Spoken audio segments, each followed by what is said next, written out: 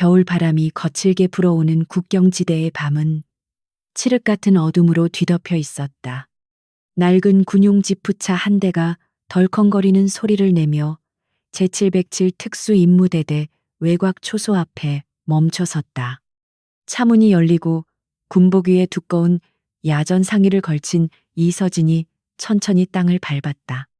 그녀의 어깨에는 장군의 별 대신 하급 감찰관을 상징하는 임시 계급장이 초라하게 달려 있었다.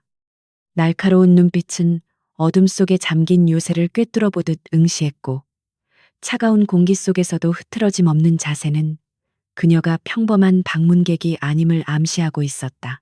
경계 근무를 서고 있어야 할 초병들은 잡담을 나누며 담배 연기를 허공으로 내뿜고 있었다. 차량의 헤드라이트 불빛이 비치자 그제야 귀찮다는 듯 소총을 어깨에 걸치며 느릿느릿하게 다가왔다. 군기가 완전히 빠진 그들의 모습에서 대한민국 최정예 부대라는 명성은 찾아볼 수 없었다. 초소장으로 보이는 중사 한 명이 건방진 태도로 창문을 두드리며 신분증을 요구했다. 서진은 아무런 말 없이 위조된 감찰관 신분증을 내밀었지만 그 내면에서는 이미 이 부대의 기강 회의에 대한 냉철한 분석이 시작되고 있었다. 중사는 신분증을 낚아채듯 받아들고는 비릿한 웃음을 흘리며 동료들을 향해 고개를 돌렸다. 여자가 이런 험한 곳에 감찰이라니 위에서 보낼 사람이 그렇게 없었나 보구나며 노골적으로 조롱 섞인 말을 내뱉었다. 주변에 있던 병사들이 킬킬거리며 그녀를 위아래로 훑어보는 시선에는 불쾌한 성희롱적 함의가 담겨 있었다. 하지만 서진의 표정은 마치 가면을 쓴 듯 전혀 변화가 없었다. 그녀는 모욕을 참는 것이 아니라 사냥감이 방심하도록 기다리는 포식자의 인내심을 발휘하고 있는 중이었다. 차단기가 삐걱거리는 소음을 내며 올라갔고 지프차는 부대 안쪽으로 진입했다. 헤드라이트가 비추는 연병장 구석에는 정리되지 않은 보급품 상자들이 아무렇게나 쌓여 있었고, 건물 외벽은 오랫동안 보수되지 않아 흉물스럽게 벗겨져 있었다. 이곳은 국방의 최전선이 아니라 마치 범죄 집단의 소굴처럼 변질되어 있었다. 서진은 스티어링 휠을 잡은 손에 힘을 주며 깊은 숨을 들이마셨다. 썩어버린 부위를 도려내기 위해서는 칼을 깊숙이 찔러 넣어야 했고, 오늘 밤이 바로 그 수술의 시작이었다. 지휘 통제실로 향하는 길목에서 장교 식당 쪽으로부터 소란스러운 음악 소리와 고함이 들려왔다. 규정상 야간에는 엄격한 정숙이 유지되어야 함에도 불구하고 마치 파티라도 벌어지는 듯한 분위기였다. 이곳의 지휘관인 박철수 대령, 즉 토라이라는 별명을 가진 자가 부대를 어떻게 장악하고 있는지 단적으로 보여주는 장면이었다. 그는 자신의 왕국에서 법 위에 군림하며 부하들을 사병처럼 부리고 있었다. 서진은 주먹을 꽉 쥐었다가 펴며 끓어오르는 분노를 차가운 이성으로 억누르고 발걸음을 옮겼다. 지휘 통제실의 문을 열고 들어서자 훈훈한 난방 열기와 함께 찌든 담배 냄새가 코를 찔렀다. 상황병들은 모니터를 감시하는 대신 잡지를 보거나 졸고 있었고, 당직 사관의 자리는 비어 있었다. 외부인의 침입조차 인지하지 못하는 이들의 무능함은 단순한 실수가 아니라 구조적인 문제였다. 서진이 군화 발소리를 내며 중앙으로 걸어가자 그제야 한 병사가 깜짝 놀라며 자리에서 일어났다. 그러나 격리를 하는 대신 멍한 표정으로 누구냐고 묻는 태도는 기가 찰 노릇이었다. 서진이 감찰관으로서의 방문 목적을 간략히 밝히자 안쪽 사무실 문이 거칠게 열리며 장교 한 명이 튀어나왔다. 술 냄새를 풍기는 그는 대위 계급장을 달고 있었으며 붉게 충혈된 눈으로 서진을 노려보았다. 사전에 통보받은 바 없다며 당장 나가라고 소리치는 그의 목소리는 위압적이었다. 그는 서진의 어깨를 손가락으로 찌르며 여자가 감히 여기가 어디라고 기어들어오느냐는 폭언을 서슴지 않았다. 이것은 단순한 무례함이 아니라 외부의 간섭을 극도로 경계하는 과민 반응이었다. 서진은 대위의 손가락질에도 눈 하나 깜짝하지 않고 그를 정면으로 응시했다. 그녀의 눈동자는 상대방의 영혼까지 꿰뚫어 보는 듯한 깊고 서늘한 빛을 띠고 있었다. 대위의 손끝이 미세하게 떨리고 있다는 사실과 그의 동공이 불안하게 흔들리는 것을 그녀는 놓치지 않았다.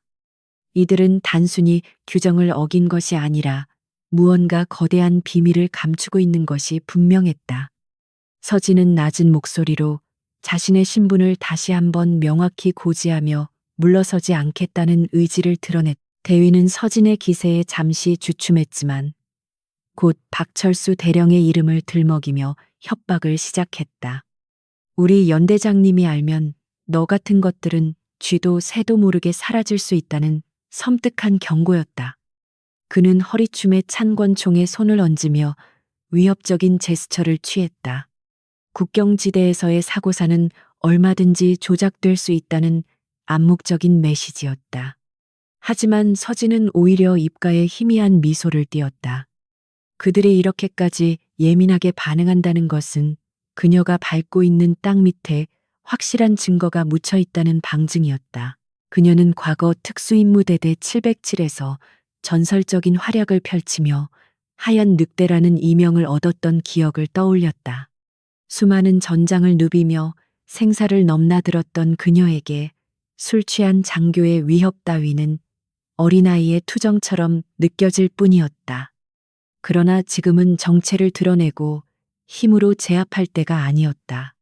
덫을 놓아 우두머리를 잡기 위해서는 잠시 굴욕을 감내하며 그들의 방심을 유도해야 했다. 서진은 천천히 손을 들어 항복하듯 제스처를 취하며 한 발 물러서는 연기를 시작했다. 오늘은 늦었으니 내일 정식으로 대령님을 뵙겠다고 말하며 서진은 한껏 몸을 낮췄다. 대위는 그녀가 겁을 먹었다고 착각하고는 비웃음을 터뜨리며 당직병에게 손짓했다. 귀빈실 대신 곰팡이가 핀 창고 옆에 낡은 숙소를 내주라는 지시는 명백한 모욕이었다. 서진은 군말 없이 열쇠를 받아들고 지휘 통제실을 빠져나왔다. 그녀의 등 뒤로 장교와 병사들의 조소 섞인 웃음소리가 쏟아졌지만 어둠 속에 잠긴 그녀의 눈빛은 더욱 차갑게 빛나고 있었다. 배정받은 숙소는 난방조차 제대로 되지 않는 냉골이었고 침대 매트리스에서는 퀴퀴한 냄새가 났다. 서진은 가방을 내려놓자마자 능숙한 손놀림으로 방안 곳곳을 점검했다. 도청 장치나 감시 카메라가 없는 것을 확인한 후 그녀는 특수 제작된 통신 장비를 꺼내 조립하기 시작했다. 외부와의 보안 채널을 확보하고 오늘 목격한 상황들을 암호화된 코드로 기록했다. 이 낡은 방은 이제부터 적의 심장부를 겨누는 전술 지휘소로 변모하게 될 것이었다. 창문 틈 사이로 밖을 내다보던 서진의 시야에 수상한 움직임이 포착되었다. 모두가 잠든 심야 시간에 불을 끈 트럭 몇 대가 은밀하게 후문 쪽으로 이동하고 있었다. 정규 작전 차량이 아니었고 적재함에는 위장막이 꼼꼼하게 덮여 있었다. 감찰관이 도착한 첫날 밤에 대담하게도 불법적인 움직임을 보이는 것은 그들이 감시 시스템을 완벽하게 장악하고 있다고 믿기 때문이었다. 서진은 야간 투시경을 꺼내 들고 트럭의 번호판과 이동 경로를 꼼꼼하게 추적했다. 야간 투시경의 녹색 화면 속에서 트럭들이 멈춰선 곳은 탄약고가 아닌 폐쇄된 구역의 벙커였다. 병사들이 아닌 사복 차림의 남자들이 트럭에서 내려 상자들을 옮기고 있었다.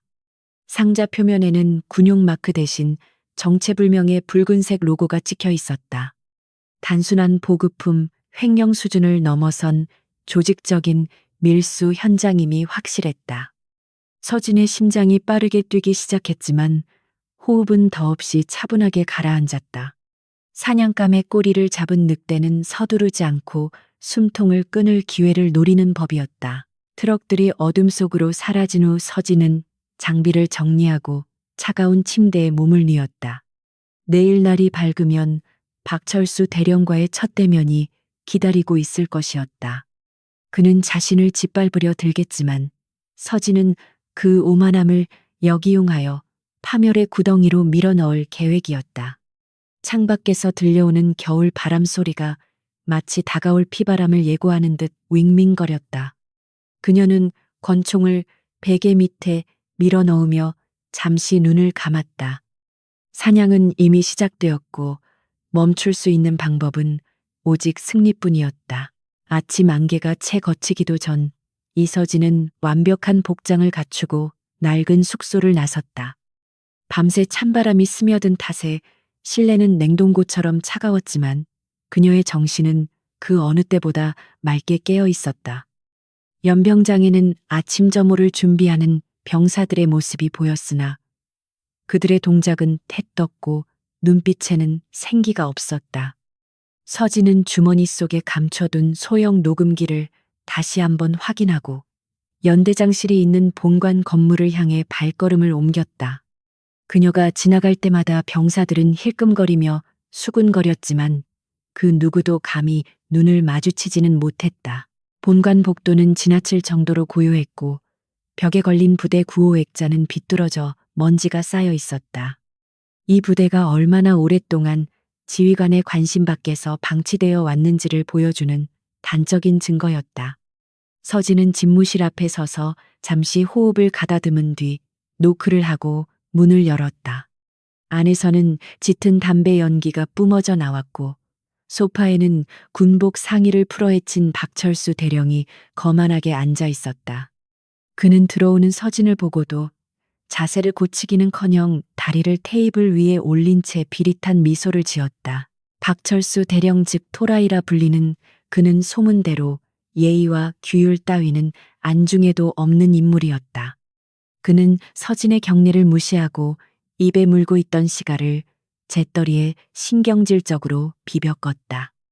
여자가 감찰관이라니 국방부 놈들도 이제 갈 때까지 갔군 하며 그는 노골적으로 서진을 깔보는 말을 내뱉었다. 그의 눈빛에는 여성을 군인으로 인정하지 않는 멸시와 자신의 구역에 들어온 이방인에 대한 적대감이 가득했다.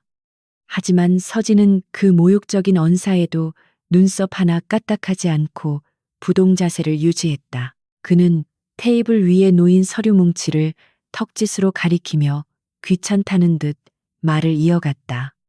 형식적인 감사라면 대충 도장이나 찍고 좋은 게 좋은 거로 끝내자는 투였다.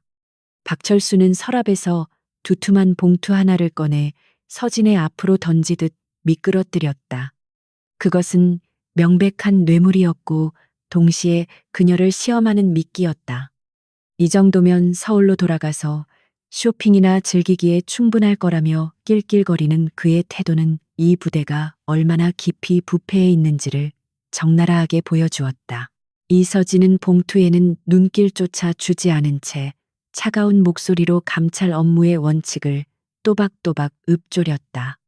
그녀는 자신이 이곳에 온 목적은 부대의 전투준비 태세와 군수 물자 관리 실태를 점검하는 것이지 뒷돈을 챙기러 온 것이 아님을 분명히 했다. 서진의 단호한 거절에 박철수의 표정이 순식간에 굳어졌고 방 안의 공기는 얼어붙은 듯 무겁게 가라앉았다. 그는 자신이 내민 손을 거절당했다는 사실보다 감히 자신의 권위에 도전하는 젊은 여자의 태도에 분노를 느끼는 듯했다. 대화가 결렬되자 박철수의 눈빛이 뱀처럼 차갑게 변하며 묘한 살기를 띠기 시작했다. 그는 자리에서 일어나 천천히 서진에게 다가와 위협적인 거리까지 얼굴을 들이밀었다. 이곳은 서울과는 다른 법칙이 지배하는 곳이며 밤길은 험하고 사고는 언제든 일어날 수 있다는 협박을 속삭였다. 그것은 단순한 경고가 아니라 생명을 담보로 한 선전포고나 다름없었다. 서진은 그의 눈을 똑바로 응시하며 직무 수행 중에 발생하는 모든 방해 행위는 상부에 즉시 보고될 것이라고 맞받아쳤다. 연대장실을 나온 서진은 곧바로 수송부 정비창으로 향해 지난밤 목격한 트럭의 흔적을 쫓기 시작했다. 정비창 내부는 기름 냄새와 쇠 냄새로 가득했고 정비병들은 그녀의 등장에 눈을 피하며 황급히 자리를 피했다. 서진은 차량 운행 일지를 요청했지만 담당 부사관은 분실되었다거나 작성 중이라는 핑계를 대며 시간을 끌었다. 모든 것이 조직적으로 은폐되고 있었지만 서진은 바닥에 남은 진흙 자국과 타이어 패턴에서 결정적인 단서를 찾아내고 있었다. 서류상의 기록은 완벽하게 조작되어 있었지만 현장에 남은 물리적 증거까지 완벽하게 지울 수는 없었다. 서진은 창고 구석에 방치된 트럭의 적재함 틈새에서 붉은색 페인트 조각을 발견하고 장갑 낀 손으로 조심스럽게 채취했다. 그것은 어젯밤 보았던 정체불명의 상자에서 떨어져 나온 것이 분명했다. 그녀가 증거물을 주머니에 넣는 순간 등 뒤에서 인기척이 느껴졌고 묵직한 공기의 흐름이 바뀌었다. 함정이라는 것을 직감한 그녀의 온몸 감각이 예민하게 곤두섰다. 정비창의 어두운 그림자 속에서 작업복을 입은 건장한 사내 서너 명이 스패너와 쇠파이프를 들고 나타났다. 그들은 군인이 아닌 외부 용역 깡패들로 보였으며 박철수가 서진을 겁주기 위해 고용한 하수인들이었다. 리더로 보이는 자가 비열한 웃음을 흘리며 예쁜 얼굴 다치기 싫으면 조용히 물러나라고 위협했다. 서진은 천천히 뒤로 물러서는 척하며 주변의 지형지물을 파악했고 도주로가 차단되었음을 확인하자 곧바로 전투태세로 전환했다. 선두에 선 남자가 쇠파이프를 크게 휘두르며 달려들었지만 서진의 반응 속도는 그들의 예상을 훨씬 뛰어넘었다. 그녀는 상체를 숙여 공격을 피함과 동시에 상대의 품으로 파고들며 명치에 강력한 일격을 날렸다. 억소리와 함께 거구의 남자가 바닥에 쓰러지자 나머지 일당들은 당황한 기색이 역력했다. 그들은 여자가, 그것도 행정장교처럼 보이는 이가 이런 실전 무술을 구사할 것이라고는 전혀 상상하지 못한 눈치였다. 순식간에 벌어진 상황에 나머지 일당들이 주춤거리는 사이 서진은 맹수처럼 그들 사이를 파고들었다. 그녀의 움직임은 군더더기 없이 간결했고 타격은 정확하게 급소를 노렸다. 관절을 꺾고 균형을 무너뜨리는 크라브마가 기술 앞에 덩치 큰 사내들은 무력한 허수아비에 불과했다.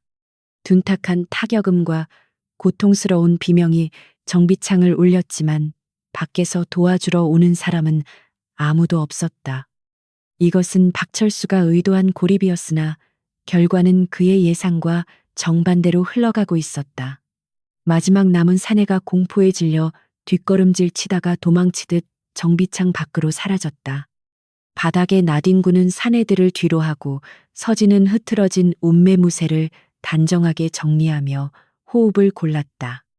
그녀의 이마에는 땀방울이 맺혔지만 눈빛은 더욱 차갑게 빛나고 있었다. 단순한 감찰관인 줄 알았던 자신이 특수부대 수준의 전투력을 가졌다는 사실이 드러났으니 이제 적들은 더 강력한 수단을 동원할 것이었다. 서진은 쓰러진 사내 중 한 명이 주머니를 뒤져 통신 단말기를 확보했다. 멀리서 CCTV를 통해 이 광경을 지켜보던 박철수의 표정이 일그러지며 처음으로 당혹감을 드러냈다. 그는 모니터 속의 서진이 카메라를 정면으로 응시하는 것을 보고 소름 돋는 전율을 느꼈다. 그녀는 단순한 조사관이 아니라 훈련받은 살인병기였다. 박철수는 즉시 부관을 호출하여 경계 태세를 강화하고 그녀의 동선을 완전히 차단하라고 고함을 질렀다.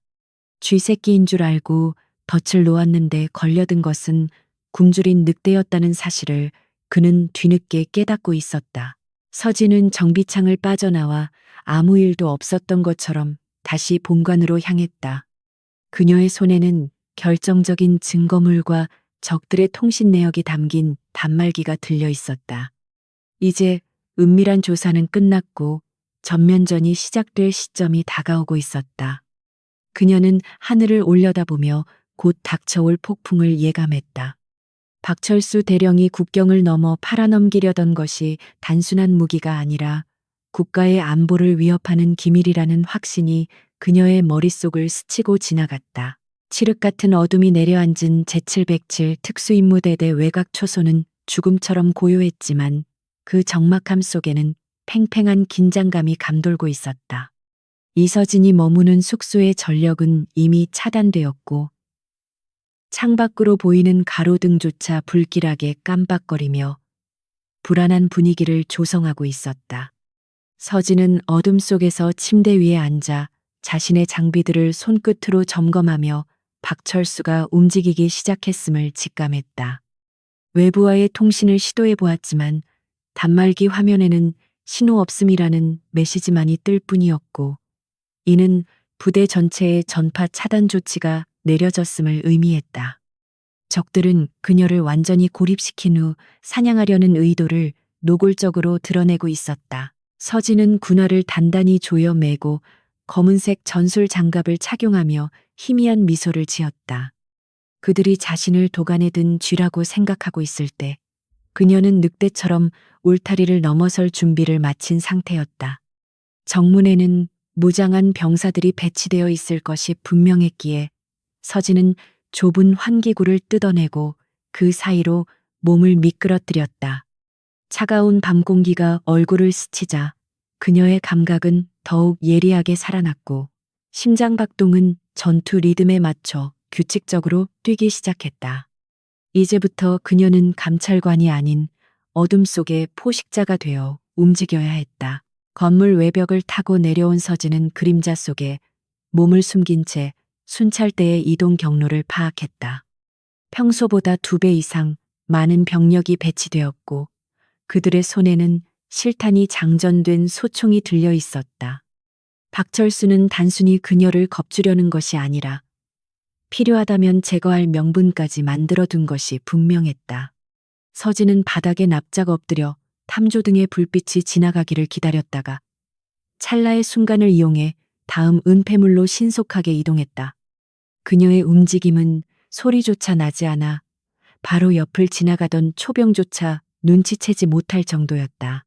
목표 지점은 부대 가장 깊숙한 곳에 위치한 제3보급 창고였고 그곳은 평소에도 접근 금지 구역으로 지정되어 있었다.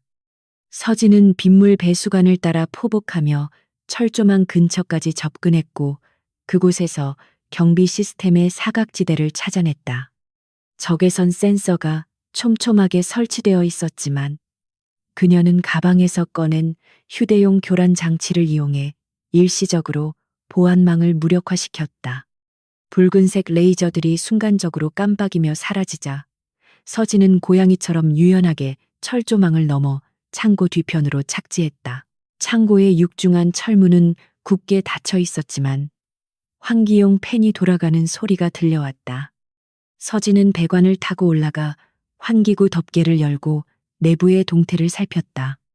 안쪽에는 당직 병사도 없이 정막만이 흐르고 있었지만 그 고요함이 오히려 더 큰 위험을 암시하는 듯했다.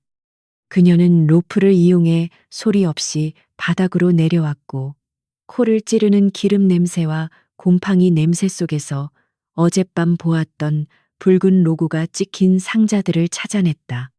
거대한 창고 안은 마치 무덤처럼 서늘했고 그녀의 숨소리만이 유일한 소음이었다. 서진은 전술 라이트를 가장 약한 밝기로 켜고 상자들 사이를 지나가며 내용물을 확인하기 위해 쇠지렛대를 꺼내 들었다.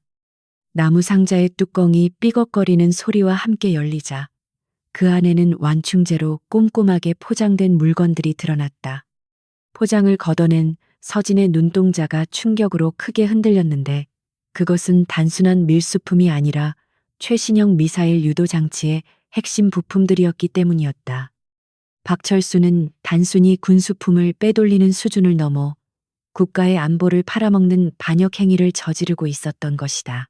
떨리는 손을 진정시키며 서진은 소형 카메라를 꺼내 부품의 일련 번호와 상자의 표식을 낱낱이 촬영했다.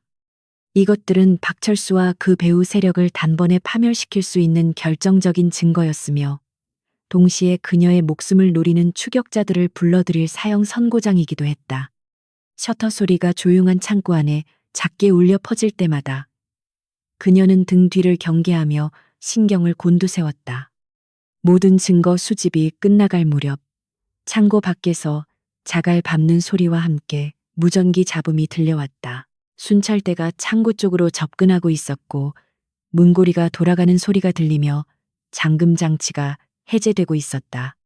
서진은 재빨리 상자 뚜껑을 덮고 원래대로 위장한 뒤 천장에 설치된 크레인 구조물 위로 몸을 피했다. 철문이 열리고 손전등 불빛이 창고 안을 어지럽게 훑었으며 2명의 장교와 무장 병사들이 안으로 들어왔다.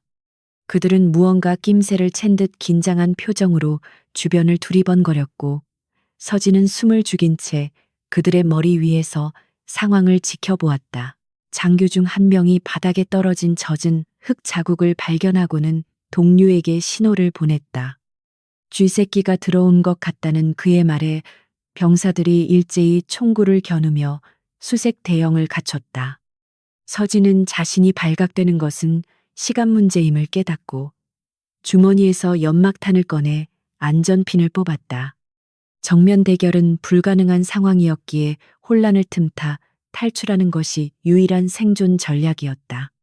그녀는 연막탄을 병사들의 발치로 던짐과 동시에 반대편 창문을 향해 몸을 날렸다. 치익 하는 소리와 함께 순식간에 흰 연기가 창고 안을 가득 채웠고 당황한 병사들의 고함 소리와 헛된 사격 소리가 뒤섞였다. 서진은 깨진 창문 틈으로 몸을 던져 밖으로 탈출했지만 낙법을 취할 새도 없이 경보 사이렌이 울려 퍼지기 시작했다. 부대 전체에 비상이 걸렸고 서치라이트가 밤하늘을 대낮처럼 밝히며 그녀가 도망친 방향을 비추었다. 이제 은밀한 잠입은 끝났고 생존을 위한 처절한 도주가 시작된 것이었다. 서진은 부대 뒤편의 울타리를 넘어 울창한 숲이 우거진 국경지대로 방향을 잡고 전력으로 질주했다. 가시덤불이 군복을 찢고 나뭇가지가 얼굴을 때렸지만 고통을 느낄 겨를조차 없었다. 뒤쪽에서는 군견들이 짖는 소리와 추격대의 고함 소리가 점점 가까워지고 있었다. 박철수는 자신의 비밀을 목격한 그녀를 살려보낼 생각이 없었고 숲 전체를 포위하여 토끼몰이를 하듯 압박해 오고 있었다. 하지만 숲은 서진에게 있어 또 다른 전장이자 아군이었다. 그녀는 계곡물에 몸을 담가 냄새를 지우고 진흙을 발라 체온을 숨기는 등 특수부대 시절 익혔던 생존 기술을 본능적으로 발휘했다. 차가운 계곡물이 뼛속까지 시리게 만들었지만 그녀의 머릿속은 냉철하게 다음 수를 계산하고 있었다. 추격대는 그녀가 공포에 질려 도망치고 있다고 생각하겠지만 서진은 오히려 이 지형을 이용해 반격을 준비하고 있었다. 숲속의 어둠은 그녀를 숨겨주는 망토가 되었고 바람 소리는 그녀의 발자국 소리를 감추는 음악이 되었다. 한편 지휘 통제실의 모니터로 상황을 보고받던 박철수는 분노를 참지 못하고 책상을 내리쳤다. 감찰관 계집 하나를 잡지 못해 부대 전체가 농락당하고 있다는 사실이 그의 자존심을 긁어놓았다. 그는 즉시 수색대장에게 무전기를 들어 사살 명령을 내리려다 멈칫했다. 시신이라도 좋으니 반드시 찾아내서 증거를 인멸해야 한다는 생각에 그는 이를 갈며 생포하되 반항하면 다리를 쏴서라도 끌고 오라고 명령을 수정했다. 그의 눈은 광기로 번들거리고 있었다. 새벽이 가까워오자 숲속에는 짙은 안개가 끼기 시작했고 시야는 더욱 흐려졌다. 서진은 거대한 바위 틈새에 몸을 숨기고 거친 숨을 몰아쉬며 잠시 휴식을 취했다. 체력은 바닥을 드러내고 있었지만 주머니 속의 카메라는 묵직하게 그녀의 사명감을 일깨워 주었다. 그녀는 멀리서 들려오는 추격대의 발소리에 귀를 기울이며 단검을 꽉 쥐었다.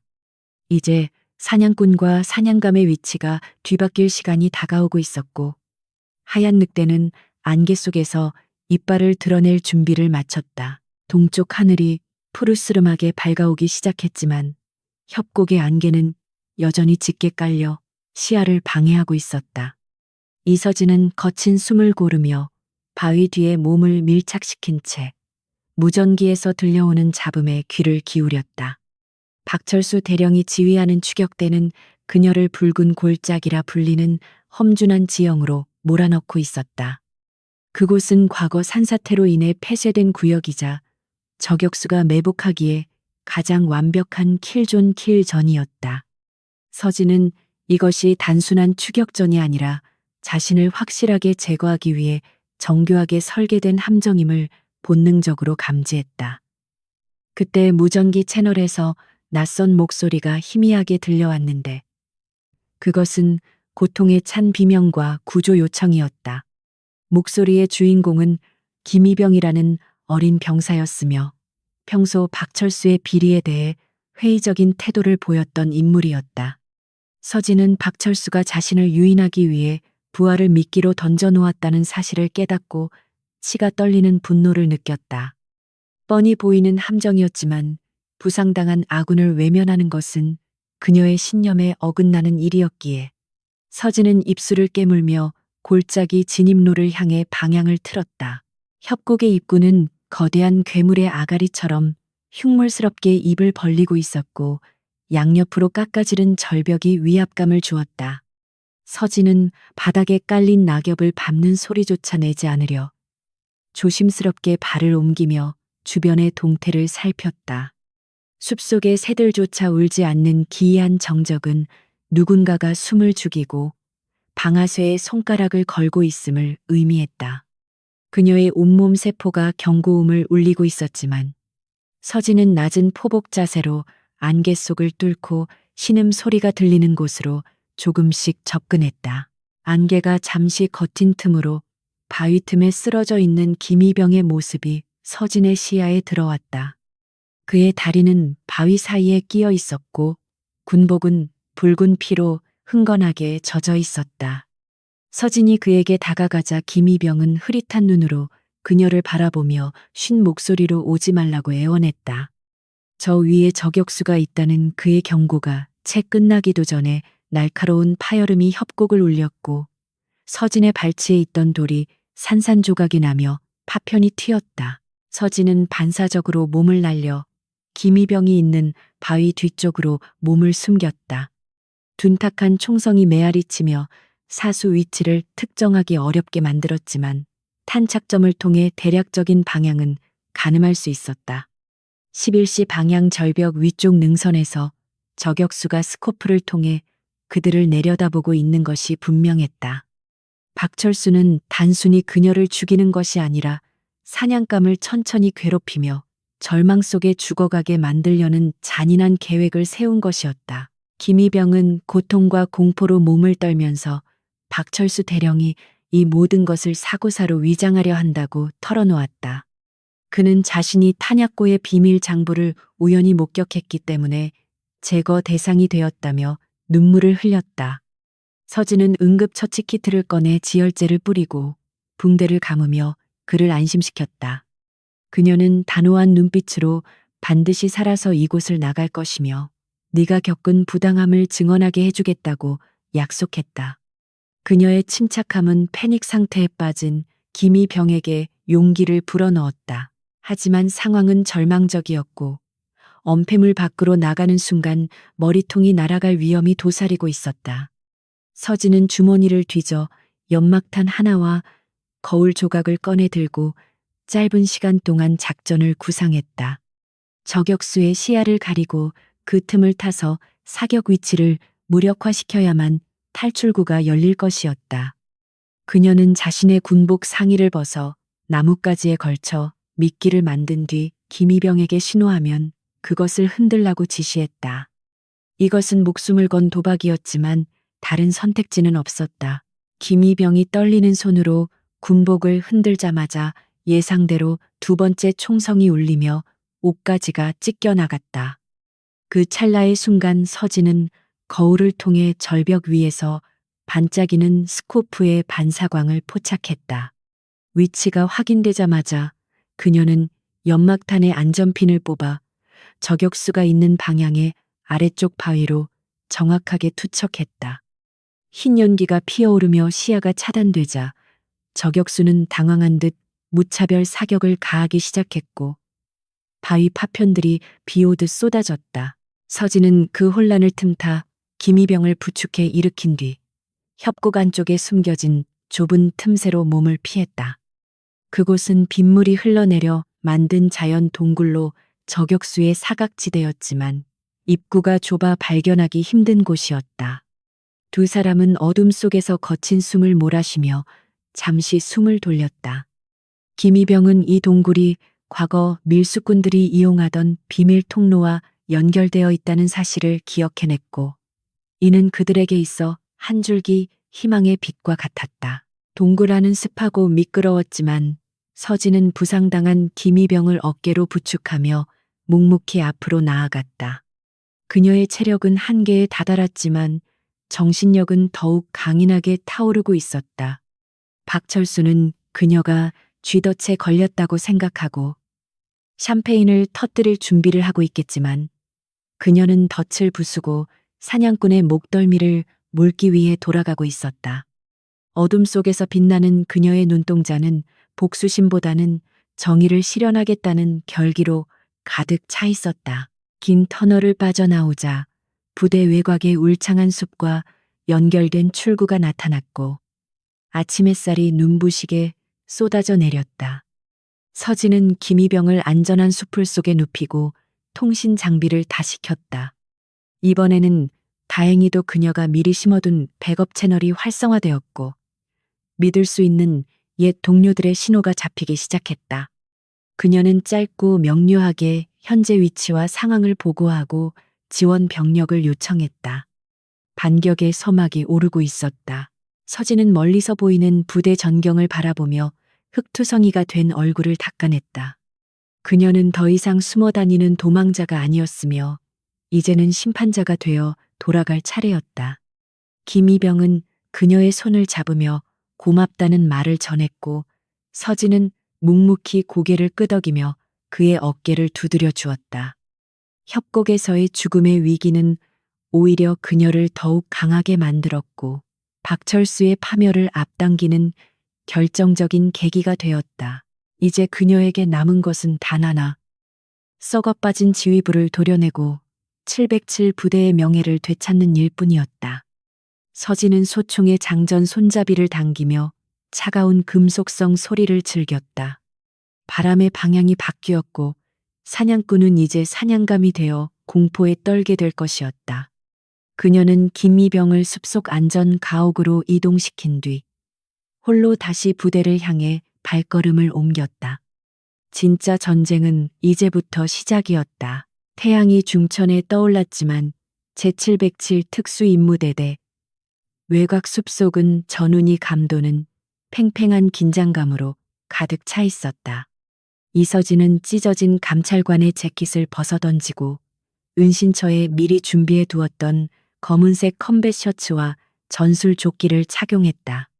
그녀의 몸에는 전투의 흔적인 흙과 핏자국이 남아 있었지만 그것은 오히려 전장에 복귀한 지휘관의 훈장처럼 강렬한 위압감을 풍기고 있었다. 숲속의 고요함을 깨고 낮게 깔리는 헬기의 로터 소리가 들려왔고 곧이어 검은색 위장복을 입은 6명의 그림자가 그녀의 뒤로 소리 없이 내려앉았다. 그들은 서진이 직접 훈련시키고 생사를 함께했던 최정예 팀 알파 요원들이었다.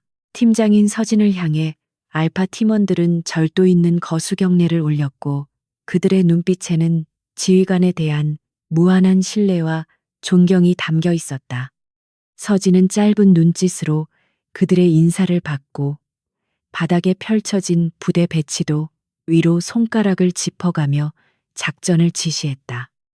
이번 작전명은 하얀 청소였으며 목표는 박철수 대령의 사병화된 세력을 무력화하고 부대의 지휘권을 합법적으로 탈환하는 것이었다. 그녀의 목소리는 차분했지만 그 안에는 거역할 수 없는 카리스마가 서려 있었고 팀원들은 각자의 임무를 숙지하며 무기의 안전장치를 해제했다. 서진은 통신용 이어피스를 착용하고 팀원들에게 이동 명령을 내리며 선두에 섰다. 더 이상 숨어 다니는 쥐새끼가 아니라 사냥을 시작하는 늑대 우두머리의 모습으로 그녀는 부대 후문을 향해 거침없이 전진했다. 후문 위병소에는 경계 근무를 서던 병사들이 졸고 있었지만 숲에서 튀어나온 검은 그림자들에 의해 비명 한 번 지르지 못하고 제압당했다. 서진의 팀은 민간인이나 죄 없는 일반 병사들에게는 비살상 제압수를 사용하며 불필요한 피해를 최소화하는 프로다운 면모를 보였다. 보안 시스템이 차단되면서 부대 내의 CCTV 모니터들이 일제히 검은 화면으로 변했고 경보 사이렌조차 울리지 않는 침묵의 습격이 시작되었다. 서진과 알파팀은 세 개의 조로 나뉘어 통신실과 무기고 그리고 변전실을 동시에 타격했다. 가장 먼저 변전실이 장악되자 부대 전체의 전력이 차단되었고 대낮임에도 불구하고 실내에 있던 병력들은 갑작스러운 정전에 당황하여 우왕좌왕하기 시작했다. 혼란은 공포를 낳았고 지휘 체계가 마비된 오합지졸들은 조직적인 특수부대의 공격 앞에 속수무책으로 무너져 내렸다. 한편 연대장실에서 고급 양주를 마시며 서진의 시신 수색 보고를 기다리던 박철수는 갑작스러운 정전에 신경질적으로 인터폰을 눌렀다. 하지만 수화기 너머에서는 지직거리는 잡음만이 들려올 뿐 아무런 응답이 없었다. 불길한 예감이 등골을 스치고 지나갔고 그는 창문 커튼을 젖혀 밖을 내다보았다. 연병장 곳곳에서 연막탄이 터지고 자신의 사병들이 검은 옷을 입은 괴한들에게 제압당하는 믿을 수 없는 광경이 펼쳐지고 있었다. 그의 손에서 미끄러진 유리잔이 바닥에 떨어져 산산조각이 났다. 박철수는 떨리는 손으로 서랍 속의 권총을 꺼내들고 비상용 무전기로 용병 대장에게 고함을 질렀다. 당장 병력을 집결시켜 침입자들을 쓸어버리라는 그의 목소리는 삑사리가 날 정도로 다급했다. 그러나 용병 대장은 이미 서진과의 교전에서 압도적인 실력 차이를 실감하고 퇴로를 찾고 있는 중이었다. 돈을 위해 고용된 자들에게 목숨을 건 충성심 따위는 존재하지 않았고 박철수의 왕국은 모래성처럼 허무하게 무너져 내리고 있었다. 서진은 본관으로 향하는 길목을 막아선 용병들과 정면으로 마주쳤다. 덩치 큰 사내들이 흉기를 휘두르며 달려들었지만 서진은 물러서지 않고 그들의 품으로 파고들었다. 그녀의 삼단봉이 허공을 가르며 적의 관절을 정확하게 타격했고 화려한 발차기가 상대의 턱을 가격했다. 그녀의 움직임은 춤을 추듯 유려하면서도 파괴적이었고 이를 지켜보던 일반 병사들은 압도적인 무력에 질려 감히 총을 겨눌 생각조차 하지 못했다. 그녀는 그야말로 전장을 지배하는 하얀 늑대 그 자체였다. 쓰러진 용병들을 뒤로하고 서진은 겁에 질린 일반 병사들을 향해 투구를 벗고 자신의 얼굴을 드러냈다. 그녀는 또렷한 목소리로 자신은 국방부 직할 특수감찰관이며 현재 박철수 대령의 반역 혐의를 집행 중이라고 선언했다. 병사들은 전설적인 이서진 소장의 얼굴을 알아보고 동요하기 시작했고 누군가 먼저 총을 내려놓자 도미노처럼 항복의 물결이 이어졌다. 서진은 그들에게 대기 명령을 내리고 곧바로 본관 진입로를 확보했다. 본관 로비는 박철수의 친위대가 바리케이드를 치고 저항하고 있었으나 알파팀의 섬광탄과 진압용 고무탄 세례를 버텨낼 재간은 없었다. 펑하는 폭발음과 함께 눈부신 빛이 터지자 친위대원들은 눈과 귀를 감싸며 바닥에 뒹굴었다. 서진은 연기를 뚫고 돌진하여 저항하려는 자들을 단숨에 제압하고 계단을 향해 달려 올라갔다. 그녀의 목표는 오직 하나 2층 끝에 있는 연대장실에 숨어 있는 박철수의 목덜미를 잡는 것이었다. 2층 복도에 다다르자 박철수의 부관이 권총을 들고 뛰쳐나왔지만 서진의 눈빛을 마주하자마자 손이 얼어붙은 듯 멈칫했다.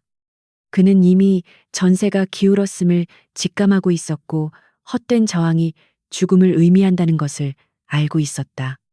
서진은 차가운 목소리로 비키라고 명령했고 부관은 떨리는 손으로 권총을 바닥에 떨어뜨리며 벽으로 물러섰다. 충성심보다는 공포가 더 강력한 통제 수단임을 보여주는 순간이었다. 서진은 그를 지나쳐 굳게 닫힌 연대장실 문 앞에 섰다. 문 안쪽에서는 무언가를 황급히 파쇄하고 물건을 넘어뜨리는 소리가 들려왔다. 박철수는 증거를 없애고 탈출할 구멍을 찾고 있는 것이 분명했다. 서진은 호흡을 가다듬으며 탄창을 교체하고 잠시 문을 응시했다. 지난 며칠간 당했던 수모와 죽음의 위기, 그리고 부하들이 겪었던 고통이 주마등처럼 스쳐 지나갔다. 이제 모든 것을 끝내고 정의를 바로 세울 시간이었다. 그녀의 눈동자는 분노를 넘어선 차가운 심판의 빛으로 타올랐다. 서진은 팀원들에게 진입 대형을 갖추게 한 뒤 손가락으로 카운트다운을 시작했다. 셋둘 하나.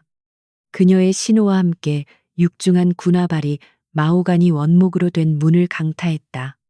쾅하는 굉음과 함께 문이 부서져 열리고 서진은 먼지를 헤치며 방 안으로 발을 들여놓았다. 그곳에는 한때 왕처럼 군림했던 남자가 이제는 궁지에 몰린 쥐새끼처럼 초라한 모습으로 서 있었다. 부서진 문짝이 바닥에 나뒹구는 연대장실 내부는 마치 폭풍이 휩쓸고 지나간 듯 아수라장이었다. 파쇄기에서 넘쳐 흐른 종이 조각들이 눈처럼 바닥을 덮고 있었고 벽난로에서는 타담한 기밀 서류들이 매캐한 연기를 뿜어내고 있었다.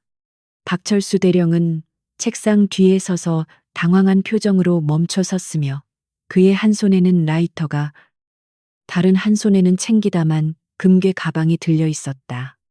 천하를 호령하던 지휘관의 위엄은 온데간데 없고 빗기는 범죄자의 비굴한 모습만이 남아있을 뿐이었다. 이서진은 천천히 방 안으로 걸어 들어가며 권총을 박철수의 미간에 정확히 조준했다. 그녀의 뒤로는 무장한 알파 팀원들이 부채꼴 모양으로 전개하며 사각지대를 확보하고 있었다. 방 안 가득한 연기 속에서도 서진의 눈동자는 흔들림 없이 목표물을 응시했고 그 서늘한 기운은 박철수의 심장을 옥죄어 왔다. 그녀의 군화가 깨진 유리 조각을 밟으며 내는 바스락거리는 소리가 유난히 크게 울려 퍼지며 두 사람 사이의 긴장감을 고조시켰다. 박철수는 상황 파악이 되지 않는 듯 멍하니 서진을 바라보다가 이내 얼굴이 붉게 달아오르며 분노를 표출하기 시작했다. 그는 자신이 아직 이 부대의 지휘관이라는 착각에서 벗어나지 못한 채 쉰 목소리로 고함을 질렀다. 감히 하급 장교 주제에 상관의 방에 무단으로 침입하느냐는 그의 외침은 공허한 메아리처럼 들렸다. 그는 떨리는 손으로 책상 위에 전화기를 잡으려 했지만 이미 통신선이 끊겨 있다는 사실을 망각하고 있었다. 서진은 아무런 대꾸도 하지 않고 경고 사격을 가하듯 박철수의 바로 옆에 놓인 고가 도자기를 향해 방아쇠를 당겼다. 날카로운 총성과 함께 도자기가 박살나며 파편이 사방으로 튀었고 박철수는 비명을 지르며 주저앉았다. 그는 그제야 눈앞의 여자가 자신의 계급장 따위는 안중에도 없으며 필요하다면 망설임 없이 방아쇠를 당길 수 있는 존재라는 사실을 깨달았다. 공포가 그의 오만함을 잠시 억눌렀지만 그것은 오래가지 않았다. 그는 비굴한 웃음을 흘리며 태도를 바꿔 협상을 시도하기 시작했다. 이 방에 있는 금괴와 현금은 평생 만져보지도 못할 거액이라며 눈 딱 감고 절반을 나눠주겠다는 유혹을 던졌다. 박철수는 서진 역시 자신과 같은 욕망을 가진 인간일 것이라 단정하고 더러운 공범 관계를 제안한 것이었다. 그의 눈은 탐욕으로 번들거렸고 입에서는 썩은 내나는 변명들이 줄줄이 흘러나왔다. 군인으로서의 명예는 이미 오래전에 팔아먹은 자의 추악한 민낯이었다.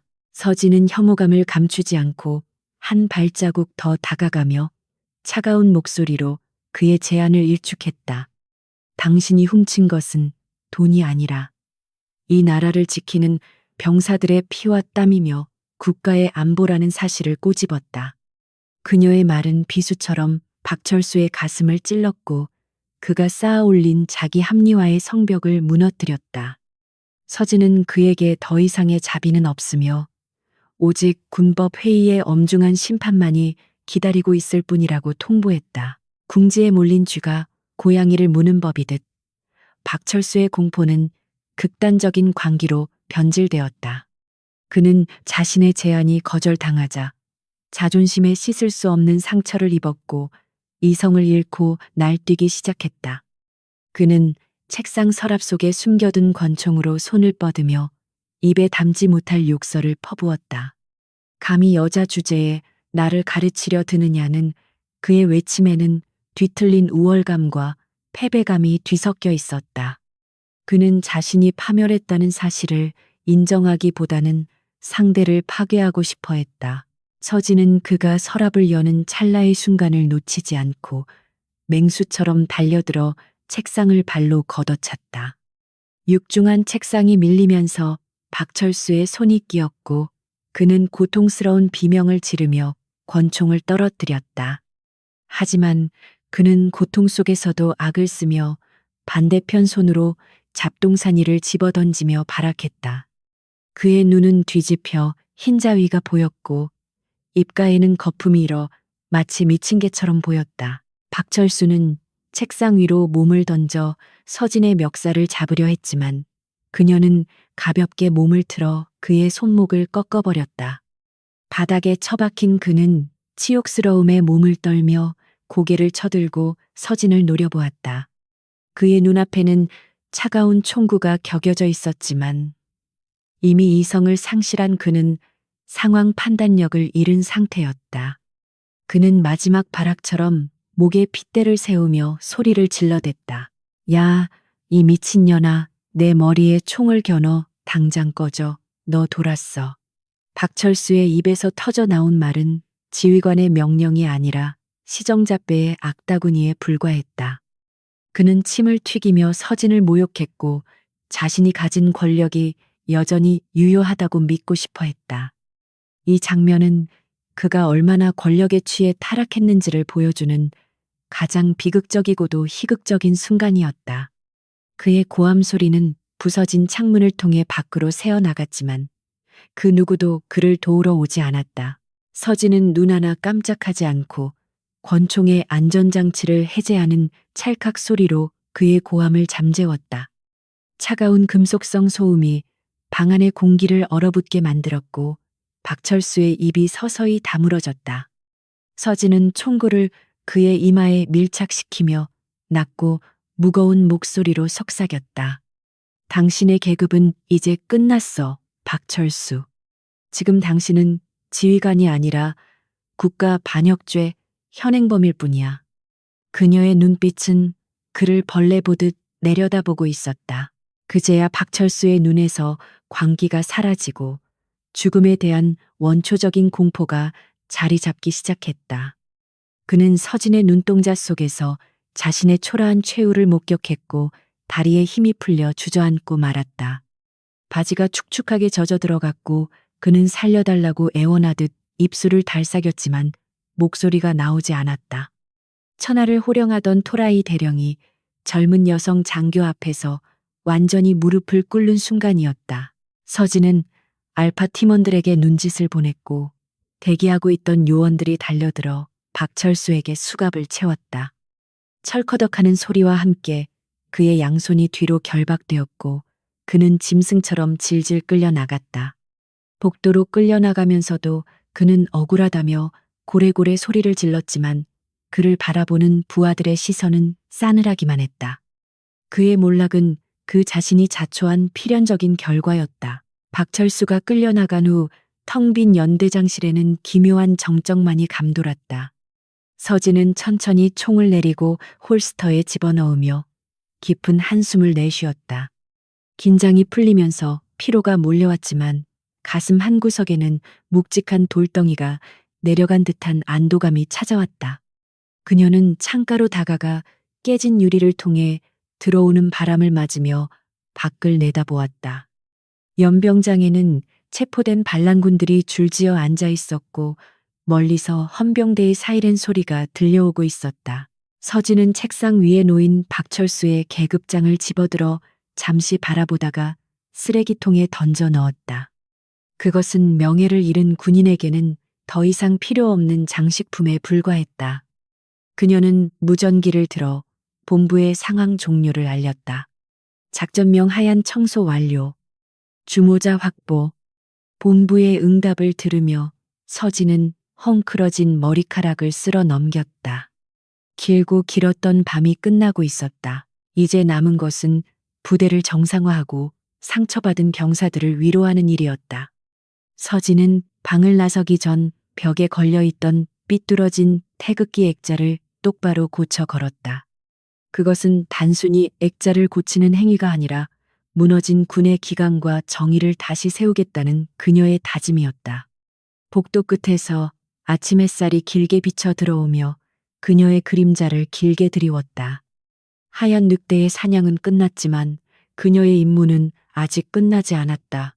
헌병대의 사이렌 소리가 요란하게 울려 퍼지며 적막했던 국경의 아침을 깨웠고 수십 대의 작전 차량이 부대 정문을 통과해 들이닥쳤다.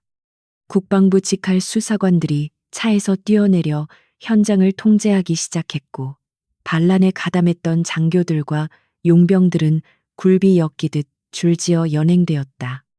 그들의 표정에는 지난밤의 오만함은 찾아볼 수 없었고 오직 처벌에 대한 두려움과 체념만이 가득했다. 이서진은 본관 계단 위에 서서 그 광경을 말없이 내려다보며 흐트러진 호흡을 가다듬었다. 그녀가 지난 며칠간 목숨을 걸고 지켜낸 정의가 비로소 눈앞에서 실현되고 있는 순간이었다.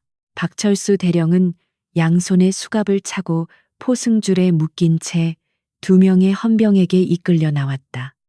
그의 군복은 찢어지고 더러워져 있었으며 한때 번쩍이던 계급장은 진흙투성이가 되어 형체를 알아볼 수 없었다. 그는 고개를 푹 숙인 채 끌려가면서도 힐끔힐끔 주변을 살피며 자신을 구해줄 누군가를 찾는 듯했다. 그러나 그를 따르던 신복들조차 이미 체포되어 호송차에 실리고 있었고 그 누구도 몰락한 독재자에게 눈길조차 주지 않았다. 그의 왕국은 모래성처럼 무너졌고 남은 것은 초라한 범죄자의 모습뿐이었다. 현장 수습이 진행되는 동안 서진은 임시의료 텐트로 발걸음을 옮겨 부상자들의 상태를 살폈다. 지난밤 협곡에서 그녀와 생사를 함께했던 김희병은 군의관의 치료를 받으며 침상에 누워 있었다. 서진이 다가가자 그는 놀란 눈으로 몸을 일으키려 했지만 그녀는 부드러운 손길로 그를 제지했다. 붕대를 감은 그의 얼굴에는 안도감이 번져 있었고 서진은 그에게 따뜻한 미소를 지어 보였다. 용기 있는 행동이 부대를 구했다는 그녀의 칭찬에 김희병의 눈시울이 붉어졌다. 시간이 흐르고 부대 내의 혼란이 어느 정도 진정되자 방송을 통해 전병력 집합 명령이 내려졌다. 영문도 모른 채 공포에 떨며 막사에 숨죽이고 있던 병사들이 하나둘 연병장으로 모여들기 시작했다. 그들은 무장한 헌병들을 보며 불안한 눈빛을 교환했고 앞으로 자신들에게 어떤 일이 벌어질지 몰라 웅성거렸다. 박철수의 폭정 아래서 숨죽여 살았던 그들에게 오늘의 사태는 또 다른 공포로 다가왔을 것이 분명했다. 서진은 그들의 불안을 잠재우고 무너진 기강을 바로 세우기 위해 준비된 장소로 이동했다. 잠시 후 연병장 단상 위로 올라선 인물은 허름한 점퍼 차림의 감찰관이 아니었다. 이서진은 정복으로 갈아입고 완벽한 군인의 모습으로 병사들 앞에 섰다. 그녀의 어깨에는 찬란하게 빛나는 소장 계급장인 별 2개가 달려 있었고 가슴에는 수많은 훈장이 햇빛을 받아 반짝였다. 연병장에 모인 수백 명의 병사들은 믿을 수 없다는 듯 눈을 크게 뜨고 술렁거리기 시작했다. 며칠 전 위병소에서 조롱당했던 여자가 대한민국 육군 최연소 여성 장군이었다는 사실은 그들에게 엄청난 충격으로 다가왔다. 서진이 단상 중앙에 서자 알파 팀장이 우렁찬 목소리로 부대 차렷을 외쳤다. 수백 명의 군화발이 동시에 바닥을 구르는 소리가 연병장을 울렸고 병사들은 조건반사적으로 부동 자세를 취했다. 서진은 매서우면서도 따뜻한 눈빛으로 병사들 한 명 한 명을 눈에 담으며 천천히 격려를 받아주었다. 그 침묵의 시간 동안 병사들은 그녀에게서 뿜어져 나오는 압도적인 위엄과 기품에 압도되어 숨소리조차 내지 못했다. 이것이 진짜 지휘관의 모습이라는 것을 그들은 본능적으로 느꼈다. 마이크 앞에 선 서진은 낮지만 힘있는 목소리로 연설을 시작했다. 그녀는 먼저 박철수와 그 일당의 범죄 사실을 낱낱이 공표하며 그들이 군인의 명예를 어떻게 짓밟았는지 설명했다. 병사들은 자신들이 겪었던 부조리의 원인이 지휘관의 탐욕에 있었다는 사실을 확인하며 분노와 허탈함을 동시에 느꼈다. 서진은 그들의 감정을 이해한다는 듯 잠시 말을 멈추고 그들과 시선을 맞추었다. 그녀의 진심 어린 눈빛은 상처받은 병사들의 마음을 어루만지고 있었다. 이어서 그녀는 군인이 존재해야 하는 이유와 가치에 대해 역설하며 목소리를 높였다. 우리는 개인의 사리사욕을 위해 총을 드는 용병이 아니라 국가와 국민을 지키기 위해 존재하는 수호자라고 강조했다. 그녀의 말은 썩어빠진 지휘부 아래서 잊혀가던 군인 정신을 다시금 일깨우는 불씨가 되었다. 서진은 여러분은 죄인이 아니라 피해자이며 이제부터 다시 자랑스러운 대한민국의 군인으로 거듭나야 한다고 격려했다. 그녀의 확신에 찬 목소리는 연병장을 가득 메우며 병사들의 가슴을 뜨겁게 달구었다. 연설이 절정에 달했을 때 호송차에 실려가던 박철수가 창밖으로 이 광경을 목격했다. 그는 단상 위에서 빛나는 별을 달고 병사들의 격려를 받는 서진의 모습을 보며 망연자실한 표정을 지었다. 자신이 무시하고 깔봤던 여자가 자신은 평생 쳐다보지도 못할 위치에 있는 존재였다는 사실이 그를 비참하게 만들었다. 그는 고개를 떨구었고 호송차는 흙먼지를 일으키며 부대를 빠져나갔다. 악의 축이 사라진 자리에 비로소 새로운 질서가 자리 잡기 시작한 것이다. 서진은 연설을 마치고 단상을 내려와 병사들 사이로 걸어 들어갔다. 그녀는 맨 앞줄에 서 있는 병사의 삐뚤어진 전투모를 바로잡아주고 긴장한 기색이 역력한 부사관의 어깨를 두드려 주었다. 지휘관과 부하 사이의 벽을 허무는 그녀의 파격적인 행보에 병사들은 감동한 표정을 감추지 못했다. 그들은 더 이상 두려움에 떠는 오합지졸이 아니라 신뢰할 수 있는 리더를 만난 정예 군인의 눈빛을 되찾아가고 있었다. 그때 저 멀리서 김이병이 목발을 짚고 비틀거리며 연병장으로 걸어 나왔다. 서진은 걸음을 멈추고 그를 향해 다가가 거수경례를 올렸다. 장군이 이등병에게 먼저 경례를 하는 초유의 사태에 모든 병사들이 숨을 죽였다. 서진은 김이병의 용기가 없었다면 오늘의 정의는 실현되지 못했을 것이라며 공개적으로 그의 공로를 치하했다. 김이병은 눈물을 흘리며 떨리는 손으로 경례를 받아주었고 연병장은 우레와 같은 함성과 박수 소리로 가득 찼다. 임무를 완수한 서진을 태우기 위해 본부에서 파견된 헬기가 연병장 한가운데에 착륙했다. 거센 바람이 불어왔지만 병사들은 흐트러짐 없이 도열하여 그녀를 배웅할 준비를 마쳤다. 서진은 새로 부임한 임시 연대장에게 지휘권을 인계하며 부대의 재건을 당부했다. 그녀는 부대가 정상화될 때까지 국방부 차원에서 전폭적인 지원을 아끼지 않겠다고 약속했다.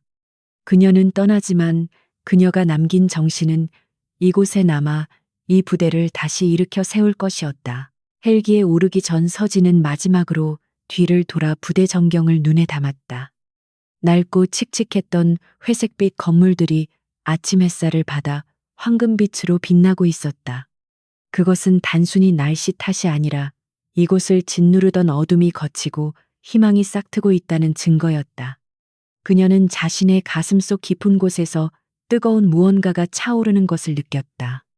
군인으로서 살아가는 삶이 고되고 외로울지라도 이런 순간이 있기에 포기할 수 없음을 다시 한번 깨닫는 순간이었다. 헬기가 굉음을 내며 이륙하자 서진은 창가에 앉아 아래를 내려다보았다. 수백 명의 병사들이 하늘을 향해 거수경례를 하고 있는 모습이 마치 작은 점들처럼 보였지만 그들의 마음은 뚜렷하게 전해져 왔다.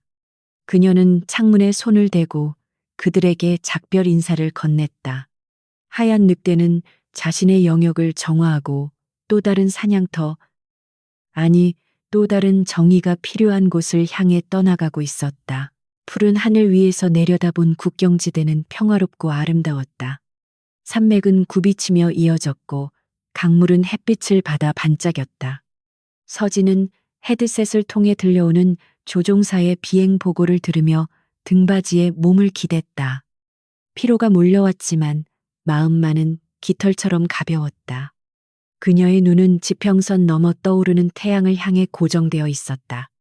어둠은 반드시 물러가고 빛은 기어이 찾아온다는 진리를 그녀는 몸소 증명해 보였다. 박철수의 비자금 장부와 밀수 조직에 대한 정보가 담긴 데이터 칩은 그녀의 품 안 주머니에 안전하게 보관되어 있었다. 서울로 돌아가면 더 큰 싸움이 기다리고 있을지도 모른다. 박철수의 배후에 있는 거대한 권력들과 맞서야 할 수도 있지만 서진은 두렵지 않았다. 그녀에게는 꺾이지 않는 신념과 그녀를 믿어주는 전우들이 있었기 때문이다. 헬기는 구름을 뚫고 더 높이 날아올랐고 서진은 눈을 감고 잠시 상념에 잠겼다. 토라이 대령이 마지막에 내뱉었던 비명 같은 욕설이 귓가에 맴돌았지만 이제 그것은 패배자의 헛소리에 불과했다. 진정한 강함은 목소리의 크기가 아니라 내면의 단단함에서 나온다는 것을 그녀는 알고 있었다. 이성 장군의 별은 권력을 과시하기 위한 장식품이 아니라 책임의 무게를 견디는 훈장임을 그녀는 잊지 않을 것이었다. 이야기는 여기서 끝이 나지만 그녀의 전설은 계속될 것이다. 부패한 곳이 있다면 어디든 그녀가 나타날 것이고 억울한 자가 있다면 그녀가 방패가 되어줄 것이다. 하얀 늑대의 서진. 그녀의 이름은 제707 특수임무대대의 전설로 남아 영원히 회자될 것이다. 태양이 완전히 떠올라 세상을 환하게 비추는 시각. 헬기는 빛 속으로 사라져갔다.